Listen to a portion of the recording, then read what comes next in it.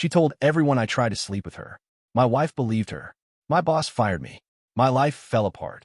All because my ex-sister-in-law needed someone to ruin. I disappeared for a while, but I didn't stay down. They say your life can change with a single phone call. Mine did. A Tuesday morning, gray sky, light drizzle pattering the windows.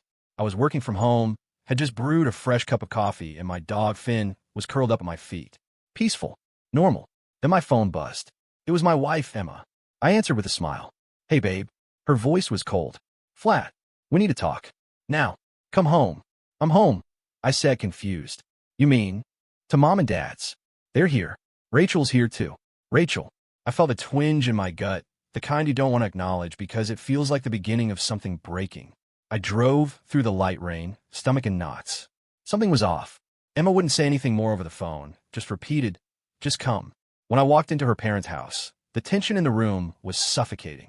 Emma was standing near the fireplace, arms crossed, eyes red like she'd been crying for hours. Her mom avoided my gaze. Her dad looked like he wanted to punch something. And Rachel, Emma's younger sister, was sitting on the couch, looking so smug I wanted to vomit. We know, Rachel said. I blinked. Know what? Emma's voice cracked. That you cheated on me. With her. I froze. Laughed a little, without meaning to. What? Rachel stood, arms folded, chin high. Don't play dumb, Nate. I told them everything. My brain short-circuited. You told them what exactly? Because whatever you said, it's a lie. Emma let out a sob. So you're saying she made it all up? Yes, I said, looking at each of them. Absolutely. I have never touched Rachel. Never even been alone with her, not once. But Rachel started to cry. Crocodile tears I would later realize she had perfected over the years. You said you loved me, she whispered. My mouth opened. Closed. I looked at Emma, whose expression had twisted into something unrecognizable. Betrayal and hatred. I didn't, I said, so quiet it felt like the breath had left my body. Rachel, you're lying. She pulled out her phone. Show them some texts. Not from me, but someone using a burner number, saying things like, I wish I could see you again, and Emma doesn't understand me like you do. They weren't even in my voice. Nothing about them sounded like me. But they looked real. I would never write that, I said. Save it. Emma snapped. It's over. And just like that, it was. What followed in the next few weeks was a blur of silence, lawyers, and whispered conversations I wasn't allowed to be a part of. Emma moved out. She told her friends. My inbox filled with venom from people I'd known for years. Didn't know you were that kind of guy. Wow, your poor wife. Disgusting. I stopped responding. Stopped trying to explain. What was the point? I lost my marriage, sure. But it didn't stop there. I'm a high school guidance counselor. Or rather, I was. A month after the accusation, I was put on leave. Concerns about professional boundaries, the principal had said, looking pained. Nothing formal, but there's pressure. Parents had heard about the rumors. Didn't want me around their kids. It didn't matter that Rachel was an adult. Or that none of it was true. The rumor mill had spun out of control. The worst part? I couldn't prove a damn thing. Rachel had told her parents that the affair started a year ago. That I had confessed to her at a family cookout. That we'd sneak around at conferences and late-night drives. I couldn't refute it all, because how do you disprove something that never happened? Emma believed her, and that broke me more than anything else. I spent a lot of time in those first few months walking, not going anywhere, just walking, through the neighborhood, by the lake, down empty sidewalks, earbuds in, but no music playing. I kept going over everything. The family dinners, holidays, how Rachel had always been flirtier than was appropriate, but I chalked it up to immaturity. I remember the time she jokingly sat in my lap when we were playing charades, and I awkwardly laughed and got up. Or how she once texted me at midnight, saying, "You up?" And when I replied with a confused, she said it was a drunk mistake. In hindsight, those weren't harmless. She had been testing boundaries, and I ignored them, trying to keep peace in the family. Stupid. My therapist, yes, I got one, said I was dealing with something called reactive abuse. That the more I tried to defend myself, the more guilty I looked to people who had already decided I was a liar. So I stopped defending. I went quiet, but I didn't give up. It took me 4 months to start digging. I didn't do it out of revenge. I did it because I needed the truth for myself, to make sure I hadn't gone crazy, that I hadn't missed something, that this wasn't some cosmic punishment for being imperfect. I started with the texts, the ones Rachel had shown Emma. They weren't from my phone, not my number, but I knew a guy, Dev, one of the IT guys from the school, who owed me a favor. I asked if he could trace where a text was sent from, given screenshots. He couldn't get the location, but he showed me something I hadn't considered. There's a way to spoof text using certain apps, he said. People use them for pranks. Or worse. He pulled up one called Spoofbox, another called Text Now. These let you send fake messages from any number, including one you control. You can even send to yourself and screenshot it to make it look real. That lit something in me. Rachel had control of the narrative because no one questioned her evidence. But what if I could? Once I knew those texts could be faked, I couldn't unknow it. It changed everything. But suspicion wasn't proof. And proof was the only way out of the wreckage Rachel had created. I knew I had to be careful. Rachel wasn't stupid. Manipulative, yes, but not stupid. The first real crack came, strangely enough, from a mutual friend of hers and Emma's, Jessica. Jess and Emma had been close since college, and Jess tolerated Rachel mostly out of obligation. One evening, I got a message from her on Facebook. Short, cautious. Hey, I don't know what happened between you and Emma, but something Rachel said doesn't add up. Mind if I ask you a question? I told her she could. Did you really take Rachel to that hotel in Lakewood last April? No, I hadn't even been to Lakewood in over a year. I told her that. She replied with just, interesting, then went silent for a few days. When she messaged me again, she asked if we could meet in person. She picked a neutral spot, an old diner on Route 12, mid-afternoon, almost empty. Jess slid into the booth across from me, coffee in hand, sunglasses still on. She looked around before leaning in. I can't promise anything, she said, but I think Rachel might have roped someone else into this. Maybe even staged parts of it. I blinked. Stage? She nodded. She told me you two had stayed at the Lakewood Inn. She showed me a selfie of you sleeping in bed. Except your face wasn't visible. Just some guy's arm. And get this, there was a tattoo on the wrist.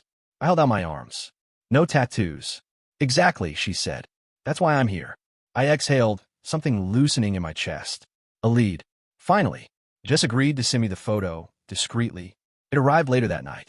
Blurry, grainy, clearly taken with a phone. Someone asleep on white sheets, arm flung over their head, faint tattoo on the inside wrist, a stylized bird. I didn't recognize the room. Or the bedding. Definitely not me. I forwarded it to Dev. He was better with images than I was.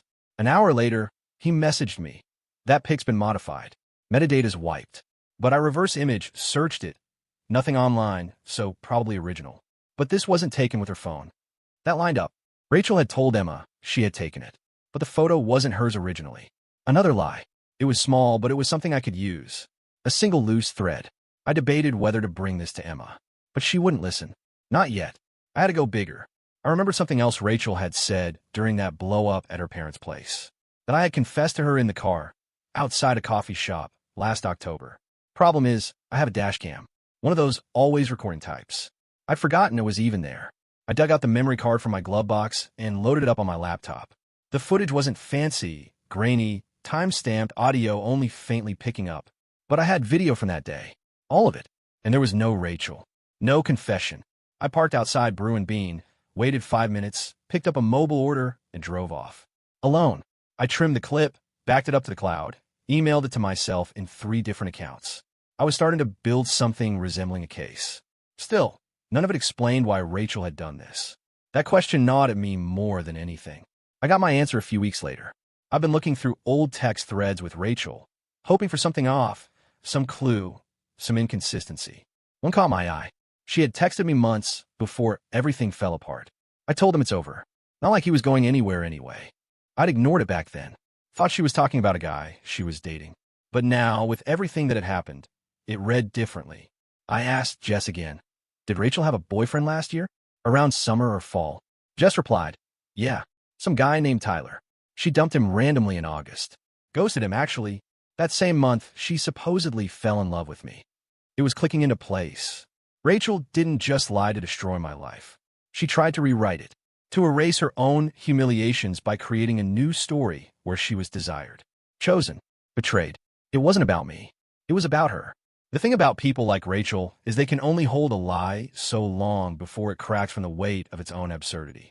Her mistake came during a family party, Emma's cousin's baby shower. I wasn't invited, obviously, but Jess was. Afterward, she texted me, "You'll love this. Rachel got drunk and told someone you two had been hooking up for 2 years now, even before you and Emma were married." She attached a photo of Rachel, glass in hand, clearly tipsy. She was getting bold, sloppy, and that was dangerous for her. By then, I had gathered enough to at least push back. I consulted a lawyer, not to sue yet, but to start the process of documenting defamation. He told me to gather affidavits, timelines, screenshots, witnesses. Build your narrative like a prosecutor would, he said. I did. Jess agreed to write a statement. So did Dev. So did my neighbor, who had footage from a security camera showing I'd arrived home early on nights I was supposedly off with Rachel. Piece by piece, I was reclaiming reality. But it still hurt. Emma hadn't reached out once. That changed in March. She called. No warning. I let it go to voicemail. Her voice trembled. Hey, I know you probably don't want to hear from me. I just long pause. Can we talk? I didn't call back immediately. I waited 2 days. Then I texted, if you're ready to hear the truth, not just confirm what you already believe, then yes. We can talk. She agreed. We met at a park near her apartment. Cold wind, bare trees, that late winter emptiness. Emma looked different, paler, tired. She sat beside me on a bench, silent for almost a minute. I don't know what to believe anymore, she finally said. That makes 2 of us. She looked at me. Rachel's been weird lately. Slipping up. She said something about you and her planning to run away together. But you never even texted her that much. Not before. I checked. I nodded. She faked texts. I can show you. I pulled out my phone and handed it to her. The dashcam video. The hotel selfie with the tattoo. Screenshots from Dev explaining spoof apps. Jess's affidavit. I put it all in a single folder labeled The Truth. She scrolled. Silent. Then she started crying. I didn't want to believe it. But she was so sure. So emotional. I thought I was being crazy for doubting her. She manipulated everyone, I said. Not just you. Emma whispered. I think she's done this before. That made my heart stop. What do you mean? She swallowed hard. In college, there was this TA she accused of inappropriate behavior. I never thought much of it. But now, she always got this look when people pitted her. Like she liked it. We sat there, cold wind whipping around us. And for the first time in almost a year, I felt Emma believe me. But belief doesn't undo damage. It doesn't bring back your job, or the friends who ghosted you, or the sleepless nights spent wondering if you were the problem. Still, it's a start. We talked a few more times after that. Carefully, slowly. Emma never outright apologized. Not at first, but I could tell she regretted it all. She said, I wanted to believe you. I just didn't know how. I didn't blame her anymore. Not fully. When someone's crying, shaking, swearing on their life that they've been hurt, you believe them. Unless they're Rachel. Then, it's a performance. A damn convincing one. A month later, I got a call from the school board. They had reconsidered my case. After new information surfaced, they were willing to reinstate me. Quietly. No fanfare. No apology. I declined. I didn't want to go back to a place that folded so quickly. Instead, I started applying elsewhere. Counseling centers. Nonprofits. Places with integrity. And I started writing again. Journaling. Long walks turned into long pages. Something inside me was healing. One scar at a time. One of the things they don't tell you about being lied about, deeply, intentionally lied about, is that even after the truth starts to surface, the damage clings to you. Like smoke on clothes long after the fire's out. It had been almost 10 months since Rachel detonated my life. I'd lost my marriage, my job, my reputation in the town I'd lived in for over a decade. But for the first time in nearly a year, things were moving in a different direction. I wasn't trying to win Emma back. I want to be clear about that. After the way she responded, how quickly she believed the worst without really talking to me, I knew there wasn't a future there. Not as partners. Maybe, over time, as people who once loved each other and can nod across a coffee shop without flinching. But not more than that. Still, part of me had needed her to know the truth. Not for me to feel vindicated, but because, deep down, I think I needed someone to say, you were telling the truth. And you didn't deserve what happened to you. Emma never said it outright. But when she forwarded me a message Rachel had sent her, full of vague threats, veiled jabs, and slippery doublespeak, I knew she saw it too. She's unraveling, Emma wrote. I replied. She was never whole. I finally got a job offer in April from a youth outreach nonprofit in a different state. It wasn't flashy. The pay was less. But the team felt right. The director had been through his own version of a takedown years ago, and we clicked almost instantly. You're not your worst rumor, he told me after our second interview. I don't care what the internet says. I care what your work says. I accepted the job, sold the house, and left town. I didn't tell many people I was leaving. The ones who mattered knew. Jess threw a little going away get-together. Just 6 of us, a backyard barbecue, and some beer. It felt like a farewell to a version of myself I no longer wanted to carry. That night, Jess handed me a small envelope. Inside, a USB stick and a Post-it note that just said insurance. "What is this?" I asked. Jess grinned. "Let's just say Rachel should have logged out of her email on my laptop." I stared at her. "I never went snooping," she added quickly. "But after everything," I took a look. Just one folder, labeled Save Messages. "Nate, she bragged about making you look guilty. She drafted emails to friends, laughing about how easy it was to fake screenshots. She even joked about how dumb Emma was to fall for it." My stomach flipped. This is huge," I said. Jess nodded. "Do with it what you want. Just protect yourself." I hugged her, tighter than I meant to. It was the first moment in a long time where I didn't feel crazy, or invisible, or small. I felt like someone who might actually win, even if it was in quiet, unseen ways. I didn't go public with the USB. Not right away. I didn't want revenge in the tabloid sense. I wasn't going to leak the messages or post a Reddit expose. Ironic, I know. What I wanted was simpler, to put the truth somewhere permanent. In case she ever tried to pull something like this again. I met with my lawyer once more, and we submitted a formal statement of events to the authorities. I made it clear I wasn't pressing charges yet, but I was placing evidence on the record, just in case. "She's going to do this to someone else," I said. My lawyer nodded grimly. "I've seen this pattern before. We made a digital backup of everything. 3 copies. One with him, one with me, and one with an old college friend of mine who works in risk mitigation. If Rachel wanted a war later, I'd be ready. But in the meantime, I let it go. Moving gave me space I didn't know I needed. My new apartment was smaller, quieter. The walls didn't echo with arguments or the sound of Emma crying in the next room, refusing to tell me why she no longer looked me in the eye. Instead, I had Finn, my dog, snoring by the window, a desk with nothing on it but my laptop and a bonsai tree, mornings with tea and the sound of nothing but the occasional passing car. It wasn't dramatic, but it was peaceful, and for the first time, I felt the weight start to slide off my shoulders. About 2 months into the new job, I got an unexpected email. The subject line was just, "I'm sorry." It was from Emma. I hesitated for a long time before opening it. She wrote, "I know I don't deserve forgiveness. I know what I did, what I didn't do, change your life. I want you to know I've gone no contact with Rachel. She's not well, and I should have seen it. You told me the truth, and I let someone else tell me who you were. I'll always regret that. You don't have to reply. I just needed you to know I believe you now. Completely." I sat there staring at the screen, and I realized something. I wasn't angry anymore. I didn't want to write back and rehash everything. I didn't want to yell or cry or punish her with silence. I just wanted to live. So I wrote back a single line. "Thank you. I wish you peace." And that was it. I don't know what happened to Rachel after that. I've heard rumors, through Jess mostly, that she lost a few friends, that someone she tried to date found out about what she did to me and ghosted her, that she's been quieter on social media, less bold, no public downfall, no dramatic confession, just the slow, inevitable erosion of her power. That's enough for me. One night, a few weeks after Emma's email, I went for a walk through my new neighborhood. It was spring again. The air smelled like wet pavement and distant honeysuckle. Finn trotted beside me, leash loose in my hand. I passed a little bookstore, still open late. A sign in the window said, "Author Talk Tonight." Inside, maybe a dozen people were listening to a woman read from a book of essays about resilience. She said something I'll never forget. "When someone tries to rewrite your story without your permission, the most powerful thing you can do is write it back, truthfully, clearly, and without shame." I didn't go inside, just stood there for a moment, then kept walking. But I felt something shift in me. She was right.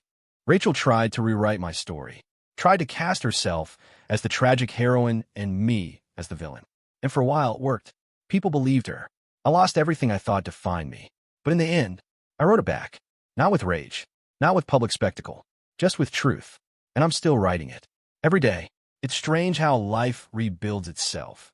Not like a house going back up brick by brick, but more like a forest regrowing after a fire. It doesn't come back the same. The landscape changes. Some trees never return. But the quiet? It becomes beautiful again. By the time summer rolled in, I'd started to feel like myself for the first time in a year. Maybe even a better version of myself. Wiser. A little weathered, sure, but more grounded. Less quick to assume the best in people, but not cynical either. Just clearer. That's what surviving something like this does to you. It strips everything false away. Work helped. I wasn't teaching anymore, at least not in the traditional sense. But I was still helping people. The nonprofit had me running youth groups for teens who'd been through trauma, abuse, neglect. Some of them had been lied about, or gaslit, or manipulated by adults they trusted. I never told them my story in detail, but I shared enough. Enough for them to see I got it. That I wasn't just a guy with a clipboard and a folder full of breathing exercises. Sometimes they'd ask, "Did someone ever make people hate you for no reason?" And I just nod. Yeah, but hate isn't the truth. It's just a story someone else told. The truth waits. They always understood that. Probably more than most adults do. One weekend in July, I went camping alone. I hadn't done that in years. Just me, a tent, and a little slice of forest 2 hours outside the city. No signal, no email, no headlines. Just wind and birds and the occasional rustle that makes you wonder if bears are really as shy as they say. The first night, I built a small fire and sat with my journal. I hadn't written about Rachel in months. Not really. I'd focused on moving forward. But I let myself go there that night. Not out of pain, out of distance. I wrote, I used to want revenge. Not blood and thunder revenge, just enough to make her feel what I felt. The loneliness, the fear, the humiliation. But now I just want her to stop lying, to stop turning people into stories that serve her, to stop hurting anyone else like she hurt me. I don't need her to pay. I just need her not to break anyone else. Then I closed the journal, let the fire burn low, and watched the stars until I couldn't keep my eyes open. A few weeks later, Jess texted me out of nowhere. "You won't believe this." I braced myself. She sent a screenshot, a Facebook post, public, from a woman I didn't know. The post was long, rambling, emotional, but the name Rachel came up 4 times. So did words like manipulated, accused me, lost friends, and figured it out too late. Another one, another person she burned. Apparently, this woman had been Rachel's roommate for a year. Rachel had accused her of trying to sabotage her relationships, said she was stealing from her, started whispering to mutual friends that the woman was unstable. Classic stuff. Eventually, someone showed the roommate old messages. Messages that didn't match what Rachel had said. That's when the dominoes fell. She posted everything. Not for clout, just to warn people. And Rachel? She deactivated her account the next day. Jess wrote, "Karma doesn't knock. It seeps." I smiled at that. People asked me if I ever considered suing Rachel. I did, briefly. But here's the truth. What she took from me, my marriage, my career, my peace, she could never give back. Not even with a legal ruling. And besides, watching her lose control over the one thing she always tried to master, the narrative, was enough. She couldn't spin anymore. Not when multiple people, independent of each other, started connecting the dots. Not when the lies got too elaborate to maintain. Not when truth, slow and steady, started lapping her fiction. Some people destroy themselves without you lifting a finger. That's not revenge. That's gravity. About 6 months after I moved, I got a letter in the mail. Handwritten. No return address. It was from Rachel. I recognized the handwriting immediately. Neat. Loopy. A little too perfect, like someone trying to impress a teacher. I debated throwing it away. But curiosity won. The letter was 3 pages long. Disjointed. Half apology, half deflection. She never admitted outright what she'd done. But she danced around it. I was in a dark place. I didn't know how to handle rejection. I felt like no one ever chose me, and I snapped. I wanted to be seen, even if it was for something ugly. She ended with, "I don't expect forgiveness, but I hope someday you'll understand." I didn't respond. I burned it, not out of hate, just to let it go. Some things don't deserve a reply. Life these days is quiet. I still keep that folder, the truth, in the cloud. I probably always will. Not because I live in fear, but because part of healing is remembering you're allowed to defend your name. You're allowed to keep evidence. You're allowed to protect yourself. But mostly, I don't think about Rachel anymore. I think about the teens I work with. About Finn, getting older and grayer but still insisting on belly rubs at 6 a.m. About how, someday, I might fall in love again. Not with someone perfect, but with someone honest. I've learned the signs now. Not just red flags, but green ones too. The quiet kind. Like when someone listens without needing to win. When someone asks what you meant instead of assuming. When someone believes you because they know you, not because you're convenient to believe. That's what I'm holding out for. I'll end this post here, even though the story isn't really over. It keeps unfolding, one small chapter at a time. But I want to leave you with this. If you've ever had your life rewritten by someone else's lies, you are not what they say. You are not the villain in their sob story. You are not the sum of manipulated texts and performative tears. You are not crazy, or too sensitive, or paranoid. You're just a human being someone else couldn't control. And that is not a crime.